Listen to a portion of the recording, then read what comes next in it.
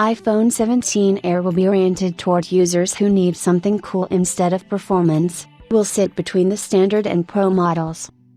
Apple is working on the iPhone 17 Slim, which will potentially sit between the standard and the Pro models, but it might be priced higher than both variants. Analyst Mark Gurman has shared his insights on next year's iPhone 17 lineup, along with foldable devices, and how Apple plans to differentiate each model with varying specifications and target audiences. iPhone 17 Air will be designed for users who are least concerned about performance. The iPhone 17 Slim has been mentioned in prior reports for a while, and Gurman refers to the device as the iPhone 17 Air, which would make a lot of sense for Apple considering the design and form factor. Apple is potentially working on a new model of the iPhone, which will feature a design thinner than the rest of the models, and the specifications will potentially sit between the standard and the Pro models of the iPhone. iPhone 17 lineup to receive one of the biggest front camera upgrades in years, with 6 plastic lens elements for better results.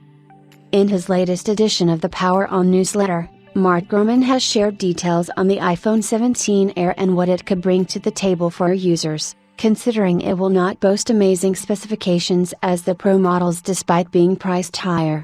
He also shared that the device will be oriented towards users who are more into the looks of the handsets than the processing power or performance as a whole.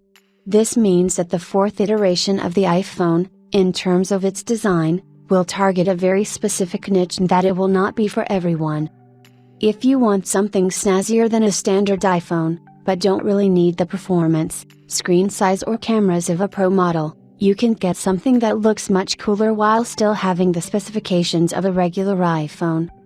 Gurman also shared that the iPhone 17 Air will be a big success and will bring meaningful growth to the iPhone. He also expects that the iPhone 17 Air will be a bigger hit than the mini iPhones as well as the Plus branded iPhones, but it remains to be seen how the category performs in the real world. This is because the sales of the Mini and the Plus have been below expectations and the benchmark is not that high to begin with.